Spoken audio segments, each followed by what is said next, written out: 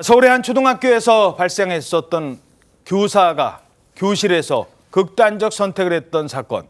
근데 이 사건이요, 이 교사를 향한 일부 학부모들의 일부입니다만 정말 도를 넘은 갑질 사례들이요, 저도 당했어요 라면서 연일 폭로가 되고 있다고 합니다. 어떤 경우까지 있었느냐? 한 학부모는요, 여선생님에게 이런 말을 했대요. 아, 선생님, 이번에 우리 애 담임 맡으셨죠? 근데 선생님 결혼했는데 아직 애는 없으시죠? 우리 담임 맡을 때까지는 그거 절대 하지 마세요. 뭐라고 했는데요? 뭘 하지 말래요? 듣고도 믿기지가 않는데요. 임신하지 말라고 했다고. 임신을 하지 말라고요? 말하자면 내 아이한테 집중해야 되니까 당신은 임신하지 말라, 아이 갖지 말라는 거예요. 와. 어떻게 이런 욕을 할 수 있는지. 근데 이것뿐이 아닙니다. 믿기지 않는 얘기가 많은데 한 남자 학부모가요, 한밤중에 전화를 걸었습니다. 예. 그래서 제가 아내랑 이혼을 했는데 나는 아직도 아내를 사랑하니까 애 엄마한테 선생님이 좀 잘 얘기해 주세요. 이게 무슨 소리야? 아니, 자기네 선생님이- 부부싸움을 왜 교사 보고 말리래요? 그러니까 이미 이혼한 부부인데요. 그리고 지금 뭐 선생님이 본인의 변호사도 아니잖아요. 네. 중재자도 아니고 또 뿐만이 아니라 길 건너 아파트에서 망원경으로 교실을 지켜보는 오. 이런 부모도 있고, 지금 말씀드리는 이런 모든 게 이 교사 노동조합 연맹에 이 제기된 학부모 악성 민원이거든요. 잠깐만요. 거기에 나온 지금 내용들인데요. 아니 교실에서 우리 애 어떻게 하나 멀리서 망원경으로 그걸 몰래 지켜봐요? 네, 정말 그것도 모자라서 크리스마스 날 아침에, 크리스마스라는 건 학교를 가지 않는 날이라는 거잖아요. 그렇죠, 예. 아침 7시 30분에 학부모로부터 전화가 옵니다. 뭐라고요? 무슨 일인가 받았더니 부부끼리 놀러 갈 건데 애 좀 봐달라고. 이런 전화를 하는 학부모도 있고요. 야. 여기까지는 또 아무것도 아니라고 또 할 수 있는 아무것도 아니에요 이게? 더욱더 충격적인 게 있습니다. 바로 선생님한테 협박을 하는 학부모도 있다고 합니다. 자, 지금까지는 그래도 참 얄미운, 물론 범죄가 될 수 있어요. 교실을 몰래 쳐다봤다는 건. 뭐 얄미운 학부모였다면요, 협박을 했답니다. 어떻게 했을까요? 조폭을 데리고 학교에 갔답니다. 조폭을 데리고 학교를 찾아가요? 어쩌겠다는 건데요. 이게 무슨 일입니까? 정말 너무 황당한데, 이제 어떤 학부모가 자녀가 친구를 폭행했다고 합니다. 예. 그래서 학보기를 출석해달라고 요구를 받은 거죠. 그러니까 학부모가 내가 왜 거기를 가야 되느냐라고 하면서 교사한테 폭언을 한 겁니다. 예. 그러니까 그 교사가 학보기 그 조사에 불응하면 조사 결과가 안 좋게 나올 수도 있습니다. 그렇게 얘기를 했더니 결국 학교에 온 거예요. 아, 왔네. 오긴 왔는데 혼자 오지 않고 예. 조폭을 대동하고 왔답니다. 와. 그러니까 교사가 깜짝 놀랐겠죠. 예. 경찰에 신고를 했는데 경찰도 그 학부모한테 어떻게 책임을 묻지는 못했다고 합니다. 왜요? 아마 무슨 조폭- 특별한 어떤 폭력 같은 걸 아마 저지르지 않았는지, 아, 그냥 병풍처럼 서 있기만 했다? 협박 같은 건 안 했는지, 서 있기만 했는지 그런 일이 있었고, 또 다른 어떤 특수학교 교사는 학부모한테 이런 말도 들었다고 합니다. 학부모가 선생님, 저는 무기가 많아요. 이렇게 얘기를 했다고 합니다. 야, 이게 지금 우리 학교의 현실입니다. 우리 학교의 선생님들이 평소에 당했던 교권 상실의 현실입니다. 자녀의 학교폭력위원회에 조폭을 데리고 가고, 여교사는 우리 아이 맞는 동안 임신하지 말라는 말도 안 되는 요구까지. 이런 황당한 부모에게 이런 말들을 들으면 교사는 어떤 심정일까요? 현직 교사에게 들어봤습니다.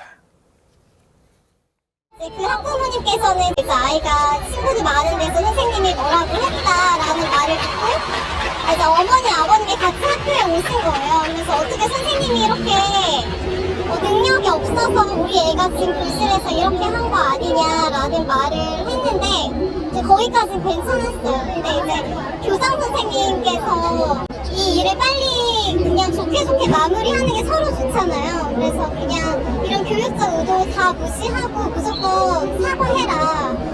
그래서 제가 이런 저의 그런 의견 같은 거는 말하지 못하고 그냥 여러 사람들 앞에서 제가 사과를 해야 되는 그런 상황이었는데, 그게 되게 무기력감이 많이 들더라고요.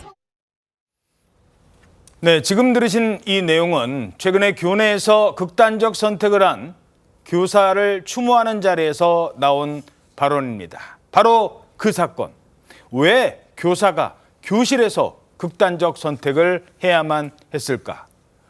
숨진 교사의 일기장이 일부 공개됐어요. 그렇습니다. 지금 유서는 나오지 않았고 일기장을 경찰이 분석을 하고 있는데요.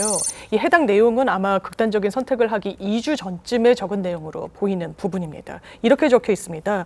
업무 폭탄에 학생 아무 개가 난리를 치면서 모든 게 버거워지고 놓고 싶은 생각이 들었다. 숨이 막혔다. 라고 써 있는데요. 예. 이 아무개 000이라고 써 있는 단어는 학생의 이름으로 추정이 되고 있습니다. 그러면서 고인이 얼마나 힘들었는지를 또 알 수 있는 문구가 있는데 예. 밥을 먹는데 손이 떨리고 눈물이 갑자기 흐를 뻔했다. 이렇게 적혀 있기도 했고요.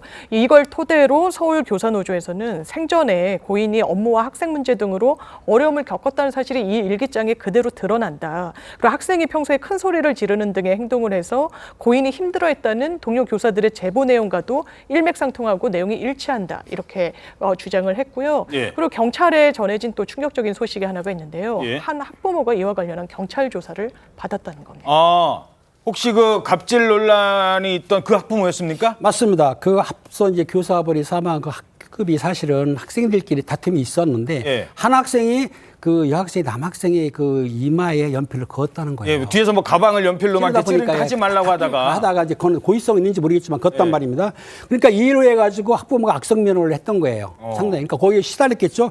그리고 또 당시에 노동조합에 따르면은 숨진 부모가 이 고인이 된 교사한테 뭐라고 했냐면 당신은 교사 자격이 없다고 했다는 거예요. 이거 너무 심한 말 아닙니까? 교사한테. 예. 그런 말을 했기 때문에 아마 경찰에서는 그 당사자 학부모를 모두 소환한 것 같아요. 그러니까 조사를 받아가지고 이제 수사 중이기 때문에 실제적으로 어떤 내용인지를 확인을 할 거라고 생각이 듭니다. 그러니까 이제 경찰에서는 지금 해당 학부모들이 그런 의혹을 말했는지는 아직 그걸 밝히지는 않고 있습니다. 그런데 그 당시에 학부모들이 전화를 벌였지 않습니까? 개인 전화를 알아가지고. 이거 어떻게 개인 전화를 알았겠어요? 그렇네. 내 번호를 어떻게 알았을까요? 그렇죠. 그것도 이제 휴대폰을 알아가지고 한 것도 문제가 되니까 조사를 해야 되고 또 하나 뭐냐면 이 고인이 된 휴대폰이 있지 않습니까? 저희 수사기관에서 사실은 그걸 압수를 해서 포렌식을 하게 되면은 그 안에 기록이 다 나오거든요. 예. 그러니까 그 하는 중이기 때문에 실제적으로 고인이 사망한 내용에 대해서 어느 정도의 수사 내용이 밝히게 되면은 의혹이 어느 정도 밝혀질 거라고 생각이 듭니다. 예, 알겠습니다. 자, 최근에서야 그동안 이 얘기가 알려진 것도요. 이 우리 선생님들은 이런 추모를 당하면서도 다 참아왔습니다. 왜? 교사라는 책임감 때문에. 교사에게는 책임감도 있습니다만 교권이라는 권리도 있습니다. 땅에 떨어진 이 교권 그리고 학생들의 물론 학생들의 권리도 중요합니다만 과연 우리가 너무 우리에만 생각했던 건 아닌지 좀 반성하는 시간이 됐으면 합니다.